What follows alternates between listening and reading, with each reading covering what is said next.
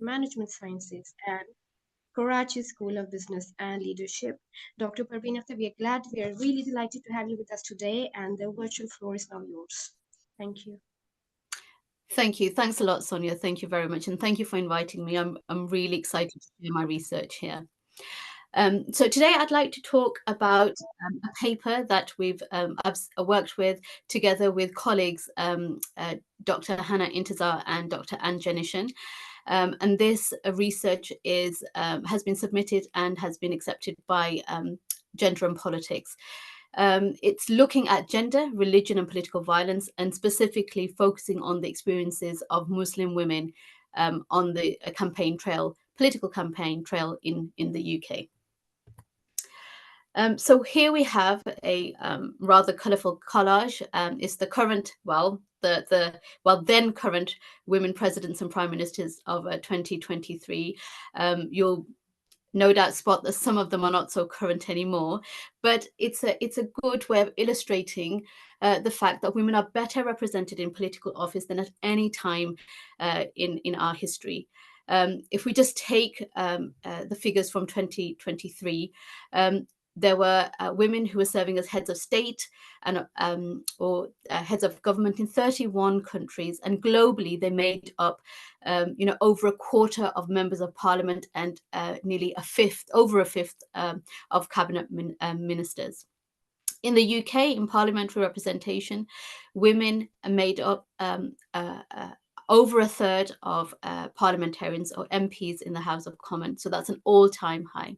Now, even though these figures show a persistent underrepresentation of women in politics, they also constitute a significant increase compared to the past. Now, with this increase in women in the political sphere, increasing political gender equality, it's also brought about some resistance, not least and partly expressed as violence against women in politics. Now, attempts to exclude women from the political sphere are not new, and neither is hostility towards women in the public sphere. But what the data shows from research is that violence, harassment, intimidation of women has intensified, and it's intensified in line with the increased presence of women in the public sphere. Now, this is a real threat, and with the possibility of deterring women from running for office and becoming a real threat to democracy in terms of specifically gender equality within the realm of politics.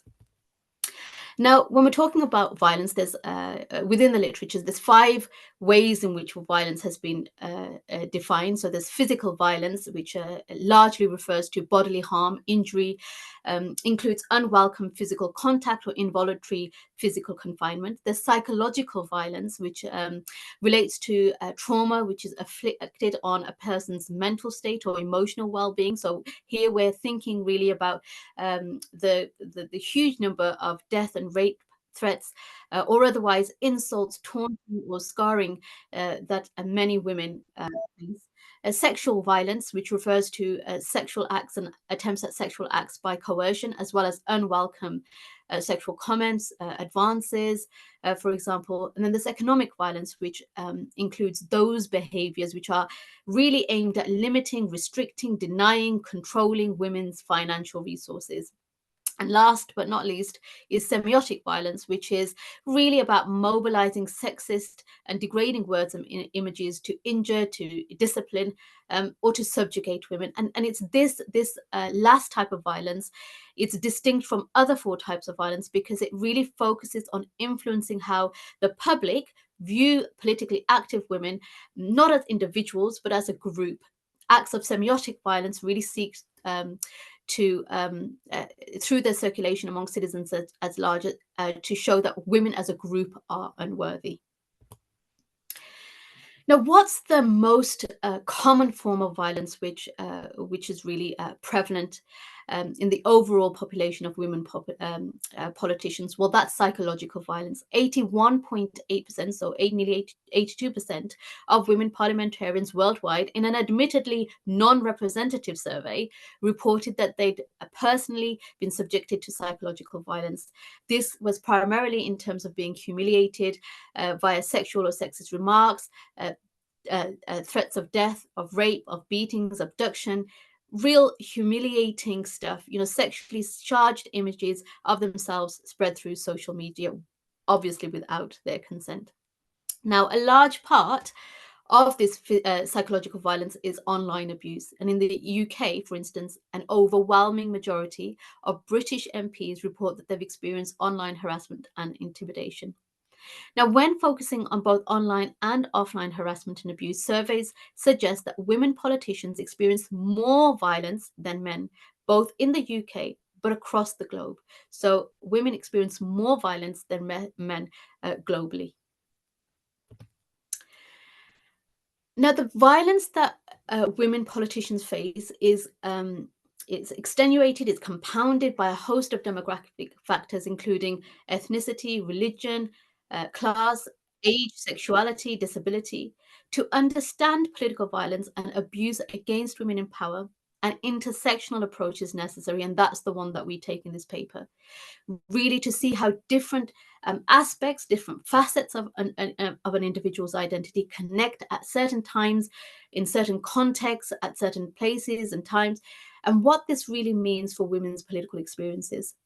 This has been acknowledged in most of the research on gender-based violence in politics, sometimes included in quantitative analysis. So much of the literature recognizes the need for an intersectional approach, but actually rarely this is studied quantitatively. Well, it's studied to a certain extent quantitatively, but very rarely is it studied qualitatively.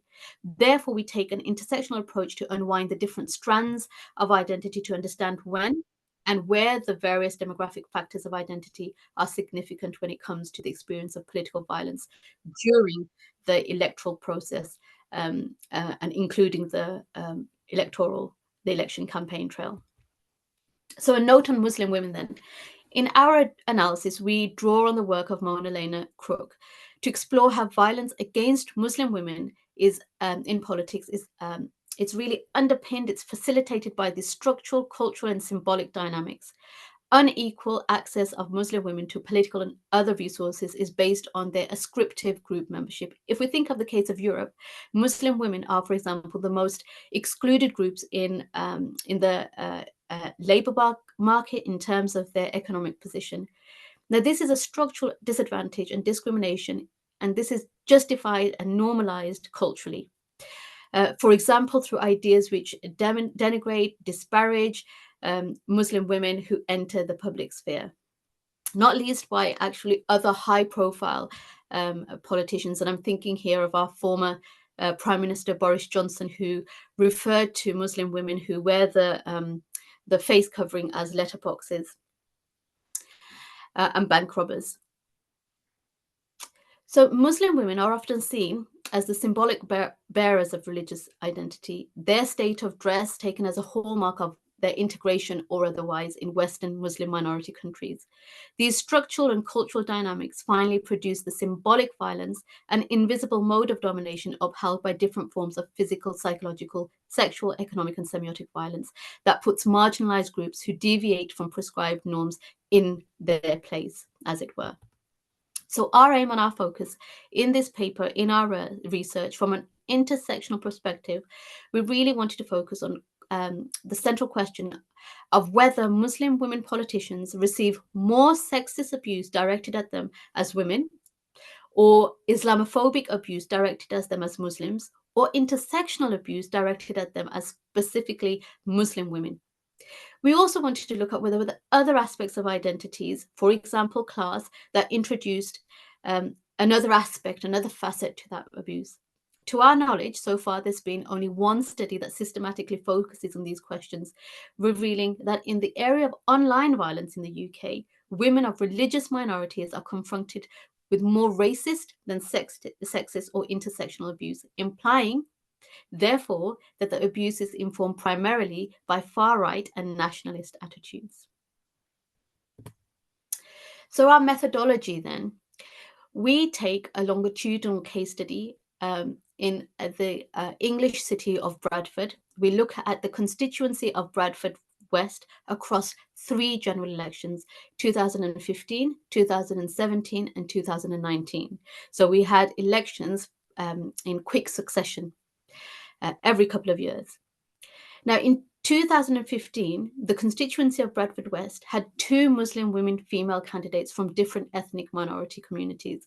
You had Naz Shah here that you can see, who was a Pakistani Muslim. And on the right-hand side, or my right-hand side, you have Amina Ali, who was a Muslim from Somali descent. Within the space of 3 days, the initial candidate, the official Labour Party candidate, who was selected to represent Bradford West, was Amina Ali. She was Somali. She was brought in from London, parachuted into the constituency of Bradford West, and selected.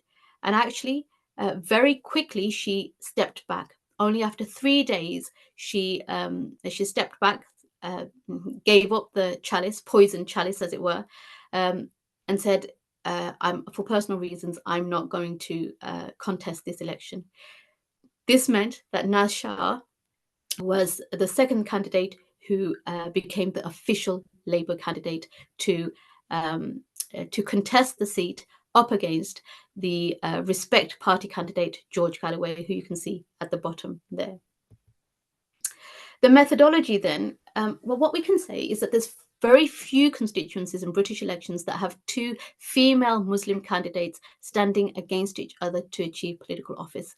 But we had this in Bradford West, not once, but twice. So the contest between Amina Ali and Naz Shah to become a candidate. And then actually in 2017, in the election, the contest was between 2 female candidates. The 2 main contenders were Naz Shah of the Labour Party and Salma Yaqub. Now, these 2 candidates, they were both young female Muslims, but they differed in other respects. One, and you can see that at the top, you've got here Salma Yaqub. She's wearing a headscarf, while at the bottom you have Naz Shah, who doesn't wear a headscarf. This symbol of religiosity allows us to assess how public markers of faith were and whether they impacted the type of political violence experienced. Now, even though they shared the same ethnic heritage of British Pakistani Muslims, they were of similar age and political experience. Shah had been an MP for 2 years by then, and Yaqub had been a local councillor in Birmingham. They came from very different class backgrounds. You could say they were worlds apart. Prior to coming into politics, Salma Yaqub had trained and practiced as a physiotherapist. Shah, on the other hand, had taken on factory jobs after leaving school so that she could financially support her siblings. So the constellations make Bradford West an ideal case study to see how religion, gender, ethnicity, class intersect and influence the experiences of political violence on the campaign trail. I want to say a little bit about Bradford West as well, actually, because it becomes a character in the research in itself. Bradford is a city that has seen identity, and in particular Muslim identity, placed at the heart of contentious politics for nearly 30 years. If we think of people's experiences of politics within that constituency, they are set within the context of a largely segregated communities.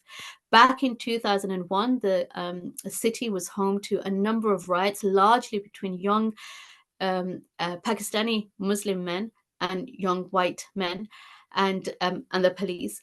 And the riots really led to a number of reports, 3 or 4, well, it actually led to a huge plethora of reports. But one of the findings repeated in a number of the reports were that these were communities, diverse communities, which lived side by side. They lived parallel lives and rarely did they mix or intermingle. According to the Office for National Statistics data from 2021, the census, just 3 years ago now, 30.5% of residents in Bradford were Muslim, and 32.1% of Bradford residents identified either as ethnic, with the ethnic group, whether this is Asian, Asian British, or Asian Welsh. And that was up significantly since the last census in 2011. In the constituency of Bradford West itself, 61% of individuals identified as Asian, Asian British, or Asian Welsh, compared to just 9.6% in the UK as a whole. So it gives you a sense of the mix, the dynamics, the ethnic dynamics of the constituency of Bradford West within the city of Bradford. I'm not going to go through this because I want to go through the presentation and hopefully leave time for questions. But essentially, I'm not going to go through all of it, but what we can say is we used a mixed method approach, and this included participant observation at a number of events, election campaign, trails, so on at different hustings, election rallies in 2015 and 2017. By 2019, there were no hustings because of the coronavirus. We also supplemented this participant ethnographic research with 40 qualitative interviews with politically engaged young people in Bradford. Those are people who'd self-selected to be a part of a wider study that we were doing, or I was doing with other colleagues, on political participation in the city. In terms of ethnic makeup, we looked at a significant number of British Pakistanis and a significant number of British Muslims alongside a significant number. So I think it was split roughly, we can say half and half, between Muslims and non-Muslims, British Pakistanis and the broader white population. We also interviewed the MP for Bradford West, Naz Shah, several times between 2015 and 2023 about her experiences during the elections. We complement actually this data with analysis of 3,378 tweets sent to, so Twitter analysis, Twitter data, Twitter scraping. So those tweets were sent to Naz Shah, Amna Ali and Salwa Yaqub around the time of their nominations during the hustings and the election campaign. So what are our findings then? The Twitter analysis confirms the findings from previous research that the more visible a politician is, the more they are likely to be targeted by violence.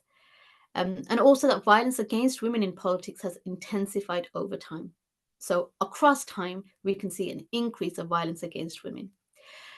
In 2015, both Amina Ali and Naz Shah received relatively low levels of abuse on Twitter. We found that around the time of their nominations, 2.9% of tweets to Ali and 3.2% of tweets to Shah, the tweets directly sent to the candidates used derogatory language. Around the following election, online abuse for Shah increased to 20.9%. That was in 2019. And by the time we get to that was in 2017. And by the time we get to 2019, that increases to nearly 30% of all tweets that she gets using derogatory language. Salma Yaqub, by contrast, faced just 1.7% of derogatory tweets.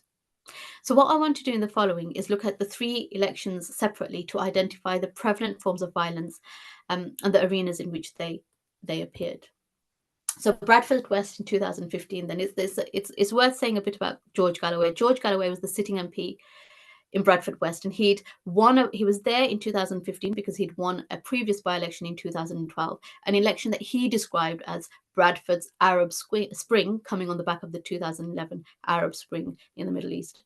Now, George Galloway was a former Labour MP who in 2004 joined the newly founded Respect Party. He's made a career out of purporting to be the champion of Muslims in the UK. He's got a track record of using global issues such as the war in Iraq, the Israel-Palestine conflict, to really galvanize the Muslim vote, and with some success.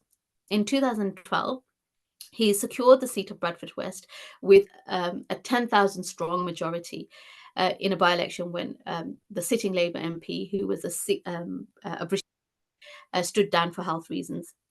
Now, at that time, Galloway had overwhelming support amongst young people and women who saw him as a welcome change in a constituency where the local Labour Party was steeped in the politics of patronage. And he promised to put an end to all that.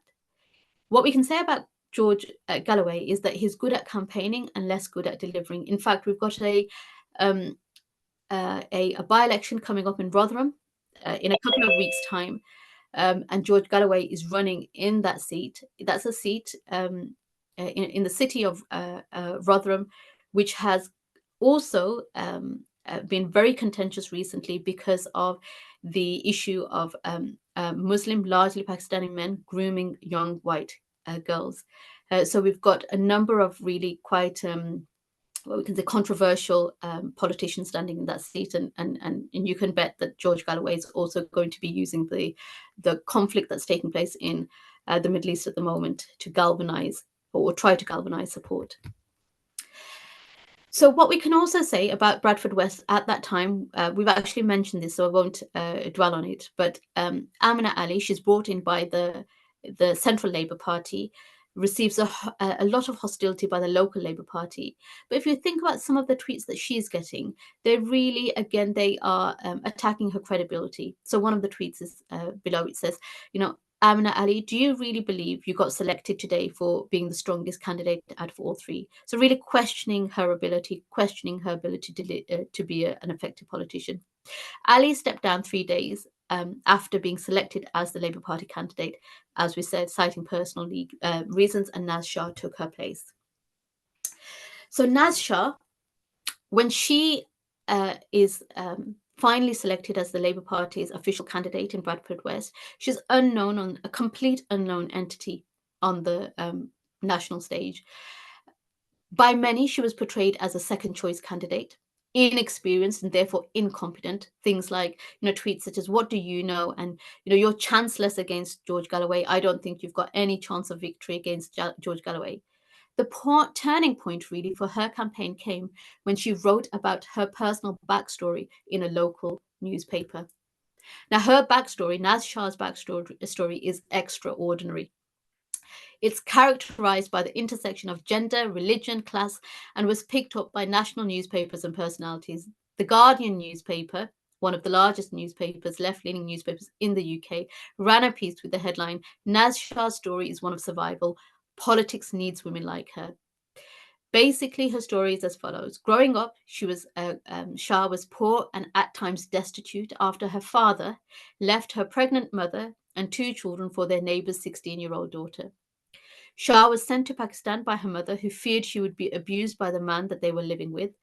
In Pakistan, Shah was forced into an arranged marriage at the age of 15.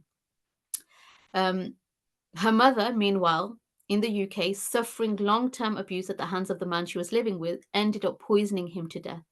Along with her brother and sister, Shah had spent much of her youth trying to free their mother from prison, arguing that she had acted in self-defense. So Shah's journey into politics thus couldn't be further away from the Oxford-educated template of the traditional upper-middle-class male who enters into UK Parliament.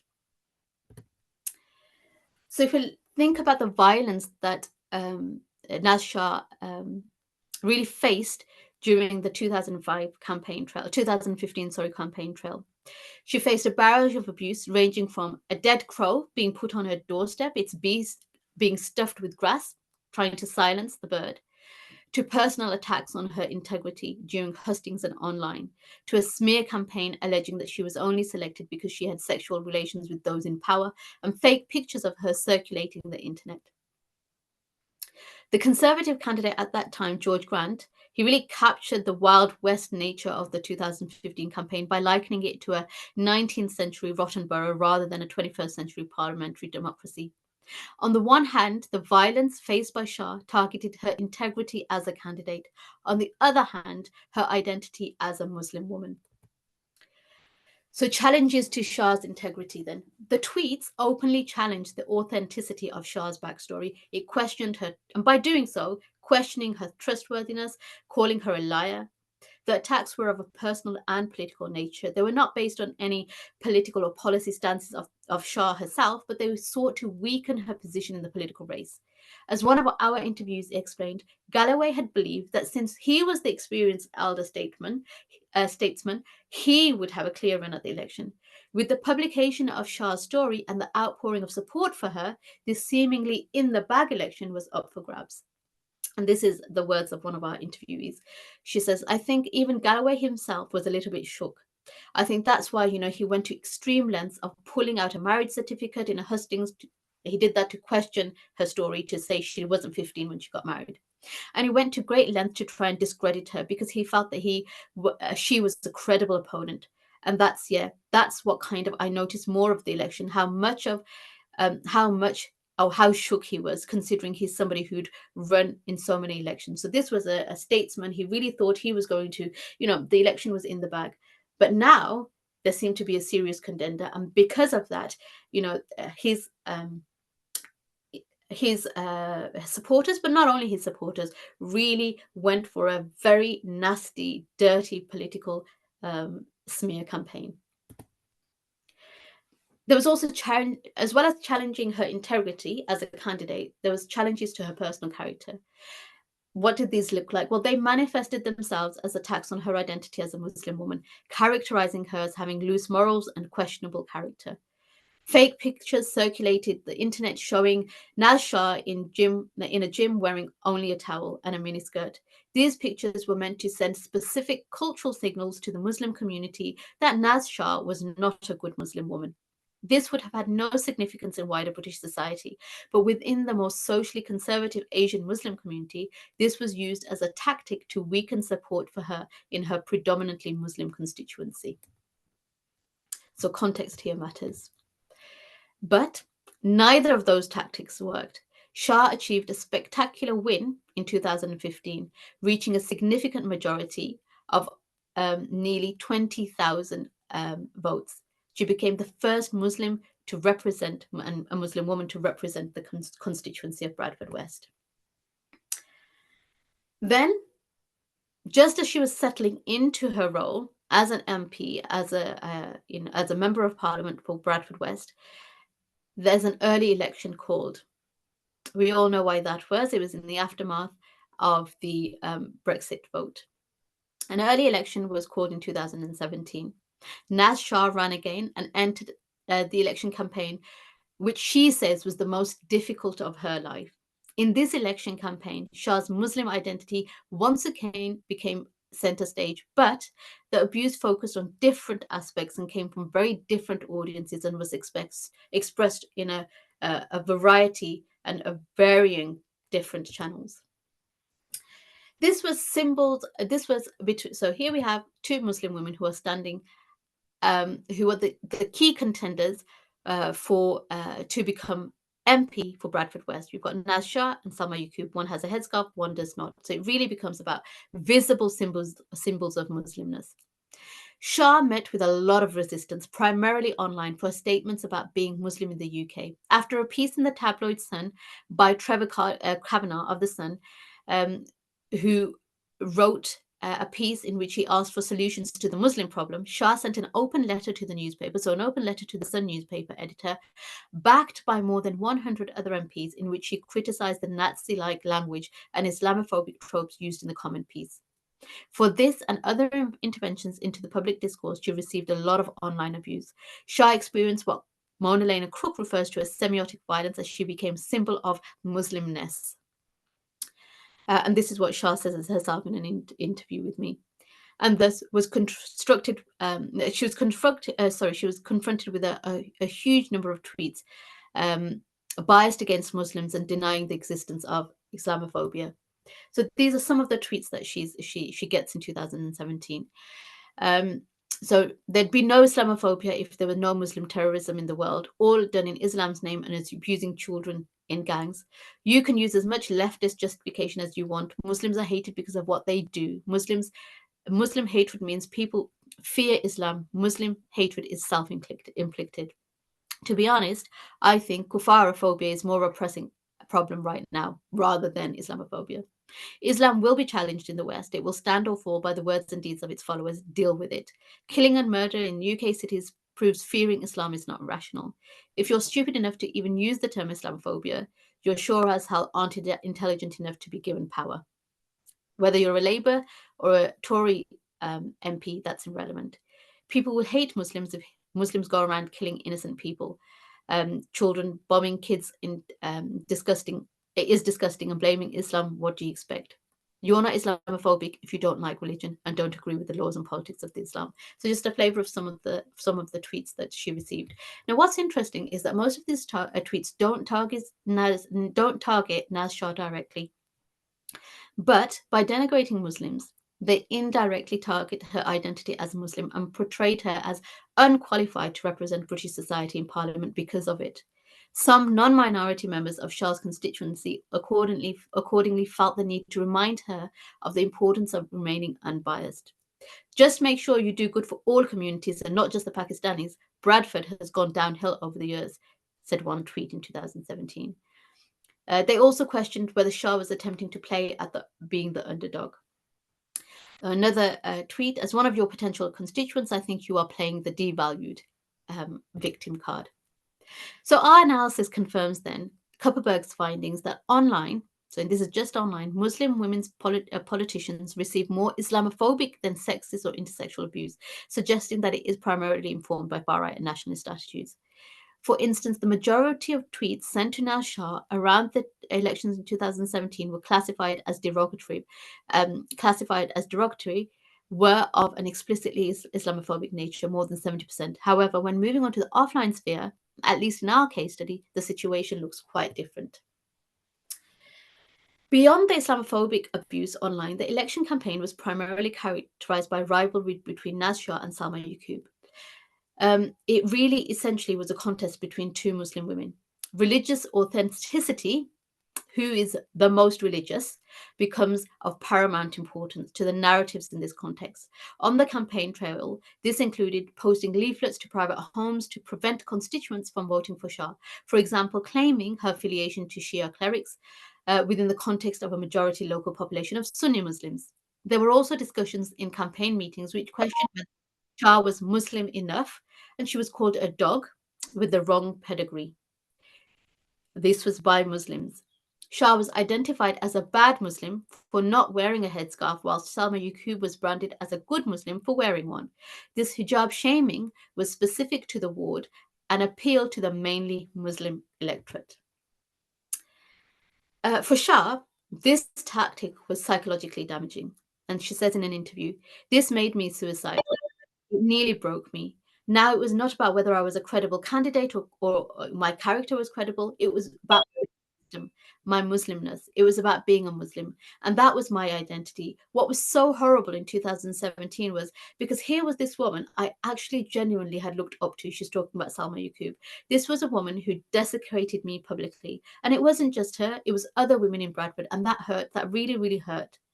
Much of this abuse took place during the hustings, as this tweet reporting from one of them illustrates. It says, "Getting a lot of heckling from the crowd increasingly looks like rent-a-mob politics from supporters of Salma Yaqub." However, once again, these tactics had the opposite effect, as Muslim constituents were critical of how the head covering was being manipulated to win votes. As one of our interviewees explains, "I think," and this is what she says, "I think one of the things that was really horrible when Salma Yaqub was very aggressive, she was trying to say, look, this is Naz Shah. She doesn't wear a hijab. She's not a good Muslim." That backfired. So I ask her, "Why do you think it backfired?" And she says, "People are not stupid. People want representation. It doesn't matter whether you're black or white, none of that. What matters is that you make a good representative of the community." Now, this quote, it really sums up the general feeling amongst our Muslim interviewees that focus on religious identity, and the subject of a shaming of Naz Shah for the way she dressed constituted moral harassment, and that the attacks on her personal life were significantly misjudged. So from the interviews and the observations at the campaign trail, it became clear that the majority of constituents, Muslim and non-Muslims alike, wanted an MP who would represent their interests and not necessarily somebody who would mirror their religious moral code. The Naz Shah herself is convinced that Yaqub's decisions to stand against her, so Salma Yaqub's decisions to stand against her, and campaign tactics that were orchestrated less by Salma Yaqub herself but by men. She says in an interview, "They knew if they wanted to get rid of me, they would need a woman. Didn't want to put up their own women, their sisters or their daughters, but they set up this woman's cage fight between two women." So they didn't want to put up their own women from Bradford, so they brought in this outsider from Birmingham. This was about attempting to maintain hegemonic control of women in politics. Here, gender and religion intersect to shape the abuse level towards Shah within a local context where local politics had been dominated by patronage politics. And we'll say a little bit more about that in a while. But before then, the 2019 general election, what happens here? Um, Another snap election is called, and it's atypical because it takes place in winter and there's no serious competition from another candidate, no hustings either. And because of this, Naz Shah described this campaign as a much more positive experience. She says, "This has been the best election I ever had because it's in winter. There's no kind of going out because I had the majority of 22,000. They just ran a paper candidate. It was the best election. It was winter, no going out, no door-to-door campaigning, no hustings." Her assessment here confirms what other researchers have found, namely that violence deters women from canvassing. It's likely reduces their chances to be elected because electioneering, the campaign trail hustings are part and parcel of the road to becoming an elected political officer. It also suggests that, at least for Shah, the offline violence experienced on the campaign trail affected her more than the violence experienced online, even though, as mentioned above, abuse on Twitter against her had increased from 2017 to 2019. Um, in 2019, online abuse against Shah spiked to more than a quarter of all tweets sent to her as being derogatory. Shah summarized the situation by the following words: "You have to, when you go out there and put yourself as an MP, you've got to make the conscious decision that the minute you put your head above the parapet, the minute you do anything public, you are easy game for anybody and they will come at you. I've got thick skin after what I've been through in my life, but you shouldn't have to have been through what I've been through to be able to be an MP or to be a councillor. You shouldn't have to go through that. It's a travesty." What I want to come back to is this idea of local context mattering. So whilst previous research has primarily focused on abuse from mainstream society leveled at Muslim women due to their Muslim identity, the data from our research also shows the types of Muslim violence Muslim women politicians face comes from within the Muslim community. This is in large part down to the demographics of the constituency of Bradford West, as we said, the significant number of British Asians who live there. From our research, it became clear that the local political context of Bradford meant that for many women, the experiences of politics and political violence were significantly shaped by the local ethno-religious communities of which they were a part. There was certainly a perception of something exceptional about the city of Bradford because of its ethnic and religious composition. So many of our South Asian women, those who we interviewed, believed misogyny to be rife in local communities. One clear manifestation of this was the view among some male political activists that women are not interested in politics and that politics is not for women. In our interviews, women sometimes pointed to the people of Bradford who don't think women can be politicians. Other times, it was even more specific to certain wards. So people of BD7 or BD5 don't think that women could or should be involved in politics. In the local context of Bradford West, the political sphere is governed through kinship networks, ties that structure South Asian Muslim communities. These networks or biradris have instrumental in the lives of South Asian. So they've been instrumental in the lives of South Asian immigrants since the early period of the migration from Pakistan and settlement in the UK. It was through these kinship or biradri networks that pioneer immigrants set up chains of migration, providing support networks for early migrants settling into those communities. In the political context, biradri networks provided crucial linkages for electoral mobilization, whereby inspiring politicians from mainstream political parties to co-opt biradri allies in exchange for bloc community votes. So this quid pro kind of relationship, mainstream political parties and politicians who co-opt these biradri elders in exchange for bloc community votes. Within this structural context, images of the political sphere have been normalized that construct politics as a man's world, as one of our interviewees explained. Politics is, she says, a male-dominated area. I don't think the female opinion or the female ideas matter that much. It's men who take charge. One of the striking findings of our research is the gendered nature of politics as perceived by our Muslim women interviewees.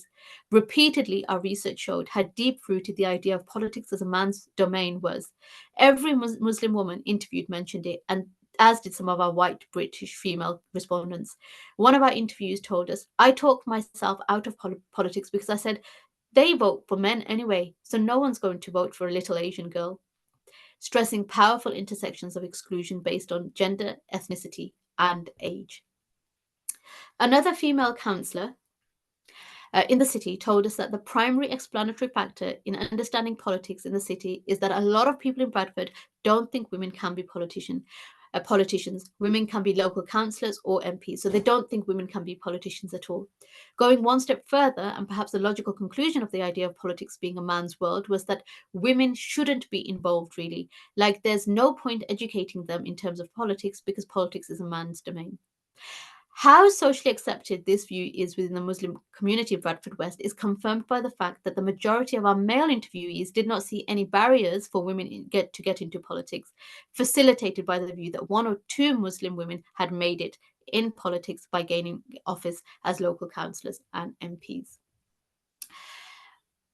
One thing I do want to mention, and I know that we're nearly up, we've got limited time left. And it's something that's not really discussed in the emerging research on violence against women in politics, and that's the support and appreciation that women politicians receive. Most research on the topic warns that this violence might deter women from running office.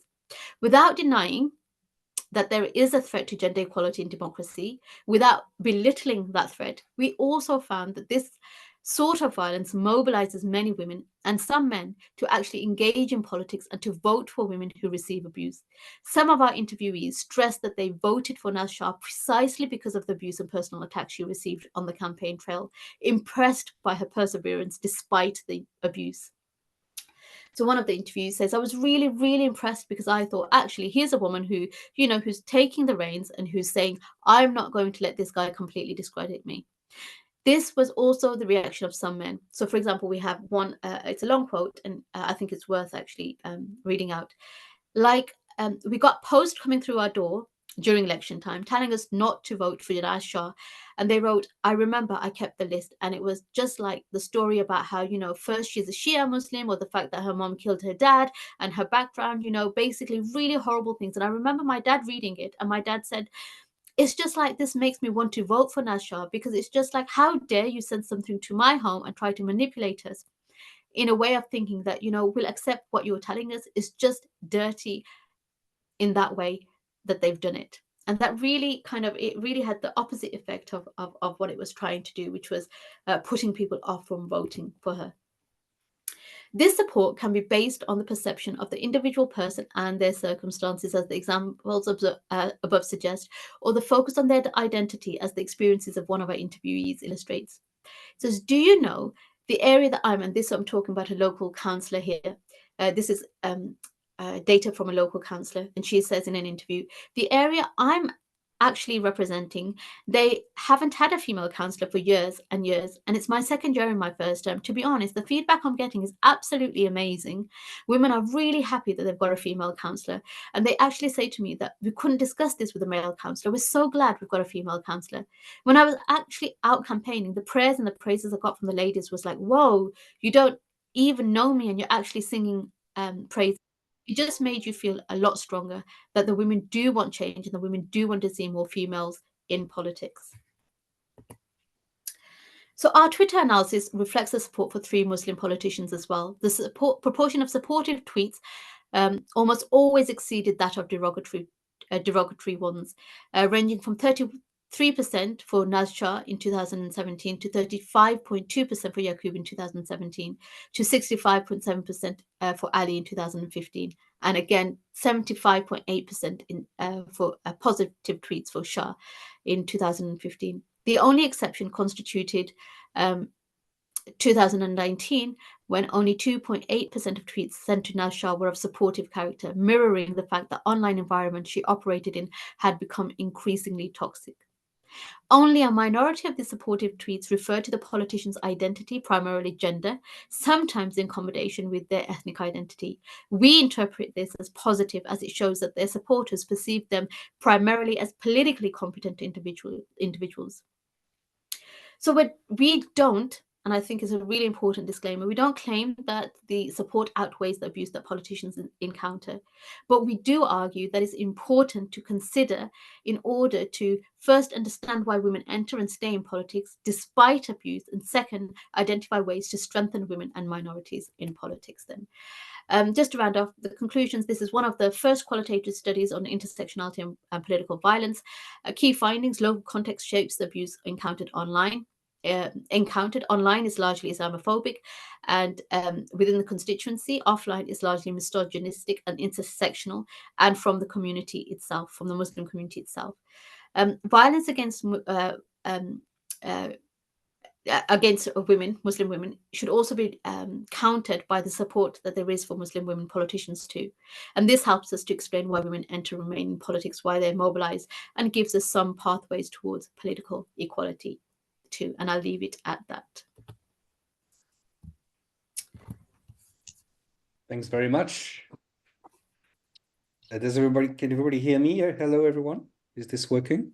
Yes, it is working. Yes. Thank you, Russell. Thank you, Parveen. Well, thanks a lot. It was great to have you again in this seminar. We were very pleased to have you again. Thanks for this presentation. Thank you.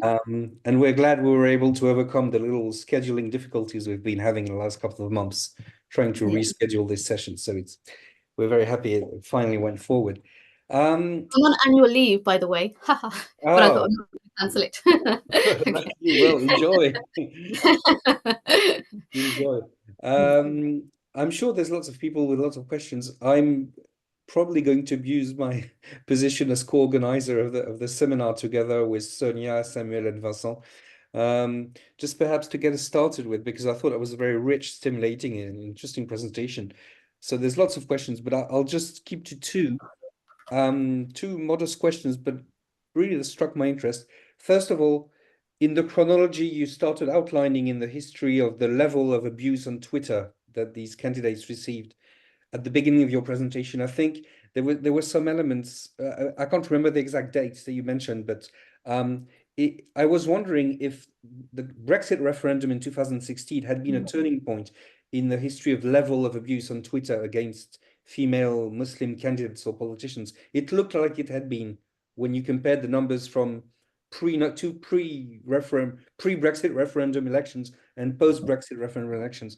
So I was wondering if you had thoughts about that, about what happened to these women perhaps at the time of the referendum in 2016. I don't know if they were involved in the campaigning for that referendum or not, but definitely if you think that was a turning point, because I know for a fact that in the months following the referendum, the level of racist abuse, so not necessarily intersectional but generally just went through the roof. So I was wondering if that's a factor, that's something that factors in what you study. And also if you think it's a durable phenomenon, or do you think that closer to the date now, but perhaps, I don't know if you have data on this, but in the 2020s, if this seems to be subsiding, the level of abuse, or is it still remaining at sort of a Brexit referendum levels? Yeah. Okay. Sorry, I'll just ask my second question before I forget. And that'll be quicker. Salma Yaqub, I was very interested in, do you think that, and I'm talking about her because I was very interested in the fact that you mentioned that the local factors that shape the kind of abuse or support or praise for female Asian candidates have a lot to do with the local context, in your case, Bradford. Do you think that Salma Yaqub was viewed as excessively aggressive when she was trying to say that the opposing candidate was not a good Muslim woman because she didn't wear a headscarf? Is that because Yaqub was actually an outsider from Birmingham, so it was more difficult for her to play this kind of, it was to play any kind of argument just because she was an outsider? Yeah. Okay, excellent. Both of them really, really interesting. Absolutely, I think you're right. I think the context of the British is certainly in the aftermath, the immediate aftermath of the Brexit referendum, and I think there is some research now, and I know I did some with Andrew Glencross as well, that they did feel that there was a lid had been lifted, and people felt that they could be openly honest about how they really viewed their immigrant neighbors, and Muslims in particular, actually, because I don't know if you remember, I'm sure you do, Nigel Farage, who was the head of that campaign, the referendum campaign. He had that poster where it said, and it had this really dense line of young Asian looking men, and he said, this, if we continue to remain in Europe, we will have this line from Ankara to the streets of Birmingham.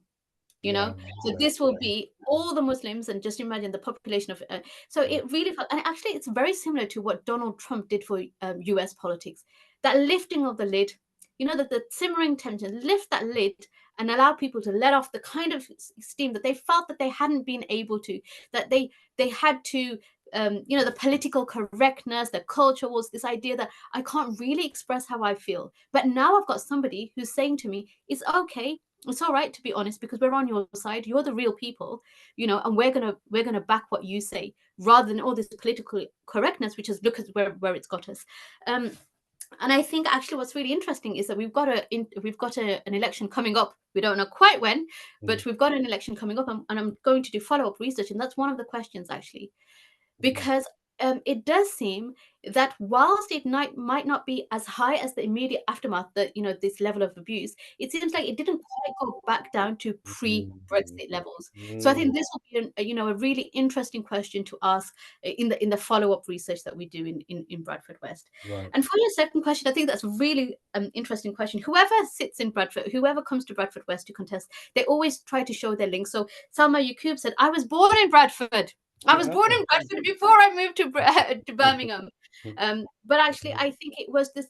It was just so aggressive. This nature of saying, you know, this is a woman who's not good enough because she's not a Muslim, and it was men who were saying that in the secretly recorded meetings that were then leaked online. And I think people just didn't really take well to that. They didn't take well to be told this is what a good Muslim looks like, because everybody rallies around the Muslim identity, but they don't want to be told what Muslim should be by other people, you know. So I think that's a really fascinating. That's really fascinating, an insightful question. Yeah, thank you. Thanks a lot. Okay. Other questions, anyone? Let's see in the chat box who has questions. Anyone? Sonia, Samuel, anybody? So I think we have Agnès Collier and then Agnès, Vincent sorry. Latour, who both want to ask questions. Yeah. Okay, so Agnès, maybe? Yeah. Sorry, thank you very much. Thank you very much for this very interesting paper. I have 2 or 3 questions, if I may. I have time, because I'm very interested in this question of candidate selection, and more particularly, I've been working a lot on candidate selection, in especially the selection of ethnic minority candidates in the Conservative Party. Well, I have one question about the Labour Party in general, and especially about your case. And I was wondering what was the party leadership's response to this kind of violence in the Labour Party, especially under Miliband in 2015 and Corbyn in 2017. Was there anything done to protect their candidate against such violence on the field, or not? If you have any idea about that. Just in a nutshell, I can say that it was not good enough. That actually, Jeremy Corbyn, under his, I remember the Muslim Women's Network had specifically written to him, detailing, you know, really systematically all the different types of abuse that Muslim women, or just Muslim women candidates, were being subjected to. And the response was that we'll set up an internal review. And then nobody heard anything about that internal review, what the review's suggestions were, you know, who headed it. You know, it was headed by Shabana Mahmood, actually, in Birmingham, but the very little was made public about that review. Mm-hmm. Okay. And more broadly, perhaps, really interested in parties' approach to representation. I can sense, at least it's very intuitive, that there's a difference in terms of representation about candidate selection in the Labour Party and Conservative Party, where ethnic minority candidates who tend to be elected by the Labour Party in constituencies which are ethnically diverse, whereas in the Conservative Party it's more sort of call-blind approach to candidate selection. And I was just wondering, well, interested in getting your views about perhaps both parties' strategies in candidate selection in the run-up to the next election. Do you see any difference? And in particular, have you studied any kind of, well, have you perhaps noticed or witnessed any level of violence targeted at Conservative female candidates in constituencies in the run-up to this election, 2024? Okay, that's really, really, again, a really interesting question. I have to say, the Labour Party knows it's got a huge problem with candidate selection amongst ethnic minority communities, especially if we're looking at Pakistani communities using the Biradari mobilization as a block voting. So I've actually got a couple of papers on this. If you look at candidate selection, what you find is that during the time it's time to vote for your candidate, to select your candidate, you have a huge rise in people becoming local Labour Party members. And then if you do some investigation and digging, the membership is paid using one credit card. So it's so the Labour Party has got an issue. And it's got an issue around the mobilization of it. Now, I think you have to be really careful in how you frame this, actually, because Biradari politics, it has its positives and it has its negatives, right? Patronage is this paradox of patronage politics, as I call it. But what you find, actually, really interesting, and this is a paper I'm working on at the moment, is if you look at electoral behavior in the UK, has been completely impacted by what happens amongst Biradari communities, ethnic minority communities. How, you ask me? Well, for the first time, when we go to the polls in 2024, unless it's January 2025, and it could be, you will have to show your ID. You'll have to ID. And why is that the case? And that is precisely the case. If you look at the Commons debates, you have Conservative Party defenders of the policy saying, well, this is going right back to the electoral malpractice in places like Tower Hamlets, in places like Birmingham, because of the Biradari vote. So actually, it's a really contentious and very live issue at the moment. I can't say anything about I have interviewed some female candidates who had previously stood for the Conservative Party, but not going into this 2024 election. So I can't really speak to that. But what I can say is that whilst the Labour Party is the party, because of the nature of ethnic minority voting, is the one which is most seen to have this problem, but actually it's a problem across the board. It doesn't matter which party it is. This Biradari issue, this mass mobilization issue, is across the board when it comes to political parties. Okay, thank you.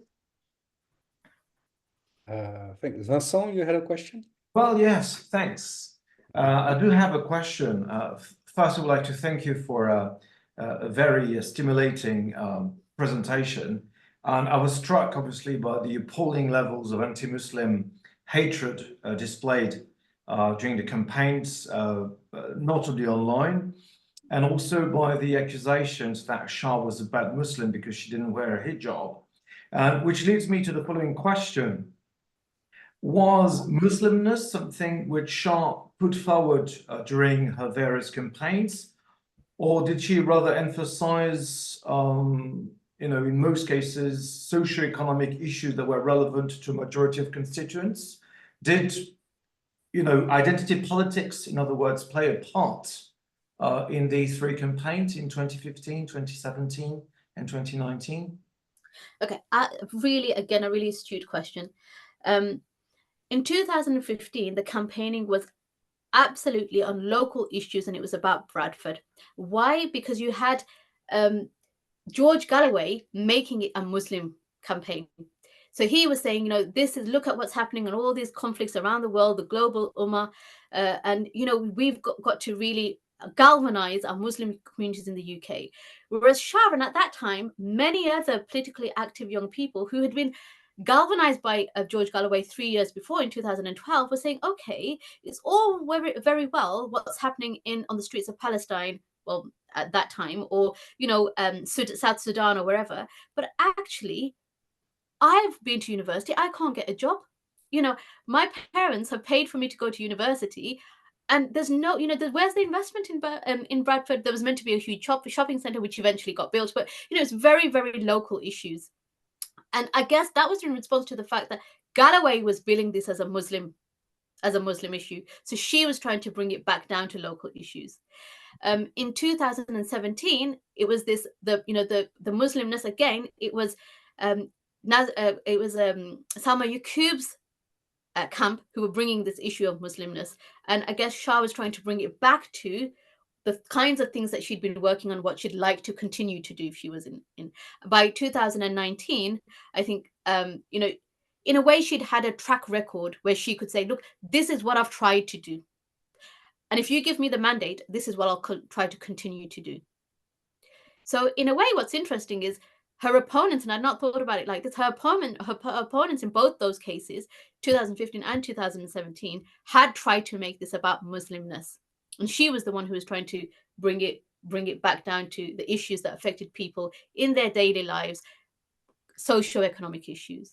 Yeah. Issues about, what's affecting your back pocket. Thanks. Thanks a lot. Okay.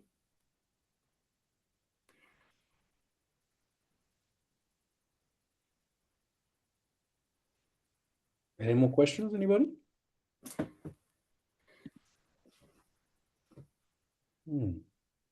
I'd like to ask a question. Sure, Sonia, go ahead. Thank you. Parveen, have you found any transnational intersection between homeland politics and British politics when it comes to the political violence faced by female Muslim politicians on the campaign trail? Is there a connection there? Okay, really, really interesting.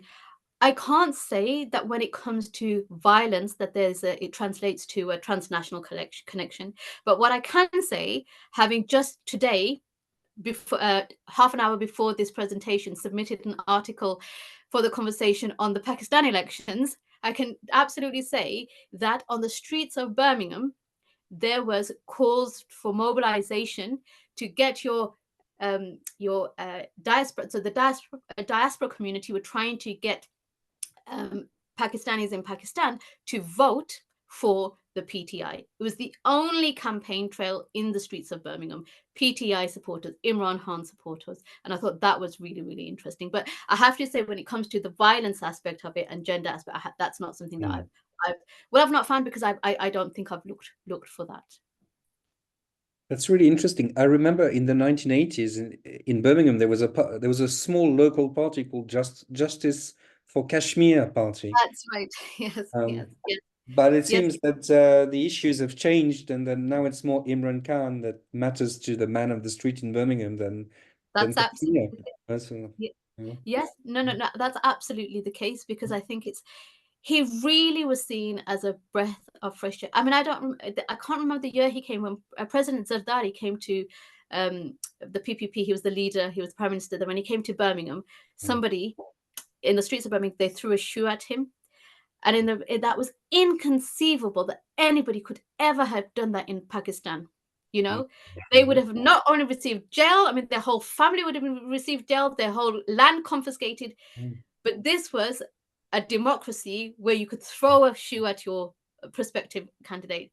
And I think that I guess what that demonstrates is that feelings really run high, because it was just after the huge floods, I think it was 2015, and people really felt that how dare you be coming on your tour to visit your properties in the UK when your countrymen are suffering in Pakistan. And whether it's the case or not, and I'm not saying, but Imran Khan is really seen as the savior of the poor, because he doesn't need the wealth, he doesn't need the fame, he doesn't need, and he's doing it for the people. He could just be playing golf, but he's not. I mean, this is the way it's viewed, right? He's doing it for his people. Yeah. But it's fascinating. Yeah, definitely interesting for you, Sonia, for your research, definitely. Is there one? Samuel, I think. Yeah, so I have just a couple of reasonably basic questions, but you said right at the beginning that Bradford itself is a reasonably segregated community. And I mean, I know nothing about Bradford at all. And I wondered why, do you sort of know why that is, and sort of historically maybe how it came to be that way? And then my sort of second question is, could you talk about obviously how people have manipulated images, and I wondered whether you have had any thoughts about sort of artificial intelligence and how that might have a role in upcoming elections when it comes to images, but also obviously voices and videos that can be manipulated sort of to whatever end. And then I had a third question, which I'm not quite sure how to ask it, but it was about all of the tweets that you showed. You sort of showed people talking about Islam and saying Islam wouldn't be a problem if people weren't blowing or putting bombs in places and things. Do or have Muslim politicians tried to address some of those sort of, I guess, genuine concerns that even if they're sometimes misinformed, but sometimes they are related to a distinct actual real life events, whether they sort of trying to change people's opinions on those issues? Again, really, absolutely, really interesting questions. Bradford West, absolutely segregated. Actually, very similar to many urban centres across the UK. So Bradford is probably pronounced because of the numbers, but actually, if you come to Birmingham, London, Manchester, Leicester, less I was going to say Liverpool, but less so Liverpool's. But urban centres that ethnic minorities settled in, especially from the Indian subcontinent, they have remained largely segregated. Why? Because of the cheap, well, first of all, cheap housing that people came into. There was jobs, cheap housing. They had those Biradio connections, the networks that allowed them to find work there. Then, of course, rather than social mobility, those factories closed down, those mills, that work dried up. And so they fell into the lower social economic strata. Well, they remained, I shouldn't say strata, they remained and probably, went down a strata, which meant that they were not able to get out. But what you find now is that increasingly, even though you have those pockets which are, segregated politically and socially, there is, just by the nature of demographics, a movement outside. Okay, and alongside that, there's also the issue of white flight, right? People see minorities coming in and think, is my house price going to go down? Will I be able to fit in? Or, is there going to be genuine concerns, right? Genuine concerns about what's happening to my neighborhood. When I open my curtains, the world has changed before my eyes. Nobody ever consulted me. Do I feel comfortable here, or do I move? So that in a nutshell, I hope sort of answers that. Manipulation of images, I think this is going to be the AI. If it's half of the world's globe's population are going to go to vote this year, from South Africa to Pakistan to the US to the UK, you guys got it out the way earlier than us.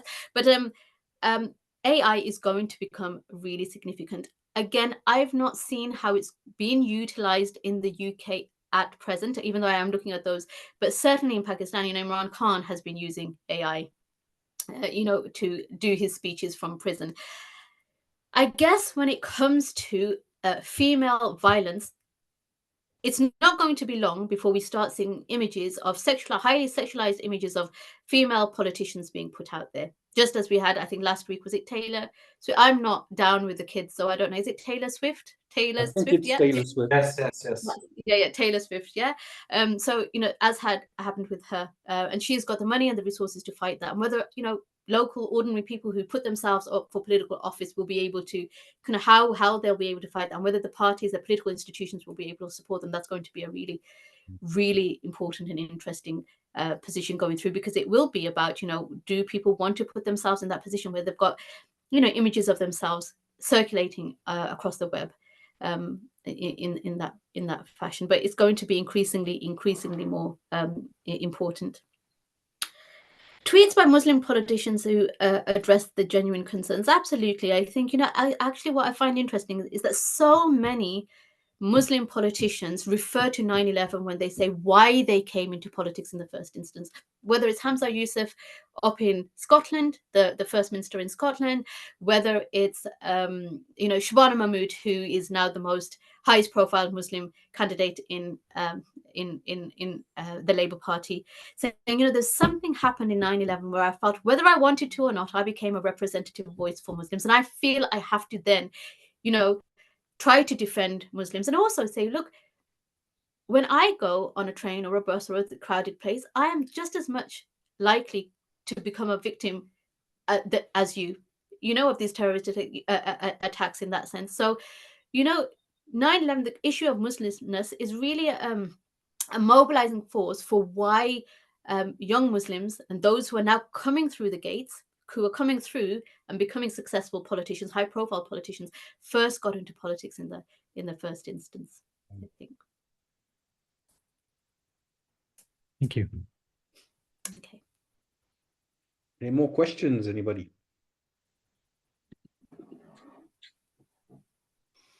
Well, I guess in that case, I think we've already had quite a full session here, quite an interesting set of questions. So if nobody has any more questions left, I think we can all thank very warmly Dr. Akhtar, Parveen Akhtar, for a really, really stimulating and enlightening talk today. Thanks again very much for joining us, participating once again in this seminar series. We're grateful for that. Always super helpful, super interesting, super enjoyable. And thank you for everybody who attended today. Thank you to everybody who attended today as well. It was a pretty good turnout, actually. So maybe just one word about the next session. Yeah, So go ahead. the next session will be on the 11th of March 2024 at 2 p.m. French time, which is 1 o'clock UK time. And it'll be our pleasure to receive Patricia Fournier-Noël, who I believe was around today as well, from Université Paris-Créteil. We'll talk about the place of minorities in primary education in the Republic of Ireland. And our colleague, Barbara Nikozine from Toulouse Capitol, will be presenting a talk entitled Balancing Acts, Protests, Policies, and the Evolving Landscape of Asylum Seeker Reception in Ireland. So the session devoted to Ireland next time. Sounds fascinating. I might join in. Well, you're very welcome to. We'll send you a link. Yeah. Okay, thank you. Just thank you a huge amount. I really enjoyed it. Really fascinating questions. Got me really thinking about, other ways in which I can analyze that data. So thank you so much. And thank you for good. Our pleasure. And a last closing word to Sonia. Big thank you to Sonia Awan, who's here and who played an important role in organizing this particular session. So thanks, Sonia. That was really nice. Thank you, sir. Thank you. Thank you, Sonia.